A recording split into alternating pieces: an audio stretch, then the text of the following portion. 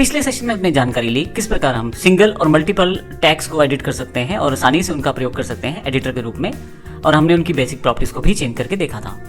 इस सेशन में हम बात करेंगे बाकी बची हुई ऑप्शंस के बारे में जो ब्लॉक में प्रयोग की जाती हैं। जैसे यहाँ पे हमारे पास सिंक्रोनाइज एट्रीब्यूट की कमांड अवेलेबल है। सिंक्रोनाइज एट्रीब्यूट से यदि आप किसी ब्लॉक रेफरेंस में कुछ मॉडिफिकेशन करते हैं, अपडेट करते हैं, तो एट्रीब्यूट को सिंक्रोनाइज किया जाता है। इसी के साथ आपके पास यहाँ पे रिटेन एट्रीब्यूट डिस्प्ले है।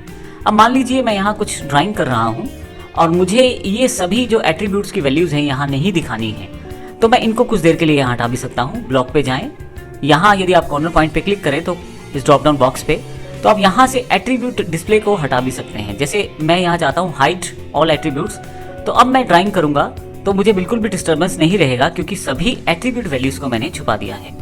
यदि मैं चाहूँ तो इसे फिर से वापस ला सकता हूँ। इसके लिए रिटेन एट्रीब्यूट डिस्प्ले या डिस्प्ले ऑल एट्रीब्यूट्स की कमांड का प्रयोग आप कर सकते हैं। मैं रिटेन एट्रीब्यूट डिस्प्ले करता हूँ तो मेरे पास ये डिस्प्ले वैल्यूज वापस आ जाती हैं। फाइनली इसके साथ हमारे पास एक कमांड और है जिससे हम बेस पॉइंट चेंज कर सकते हैं। आसानी से आप इंसर्शन बेस पॉइंट को सेट कर सकते हैं इस कमांड के द्वारा। तो इस तरह से हमने देखा ब्लॉक का प्रयोग करते हुए हम आसानी से सिंपल ब्लॉक्स क्रिएट कर सकते हैं जो बेसिक ड्राइंग ऑब्जेक्ट से बने हुए हैं, जैसे आर्क, सर्कल, रेक्टेंगुलर और इत्यादि जो आप प्रयोग करते हैं ड्राइंग में ऑब्जेक्ट्स।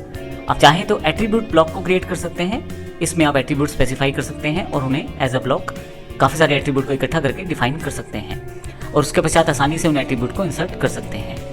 तो इस प्रकार हम ब्लॉक्स को प्रयोग करते हैं ऑटोकैड में, और जिस प्रकार से हमारी रिक्वायरमेंट रहती है उस प्रकार से इनको डिफाइन किया जाता है। धन्यवाद।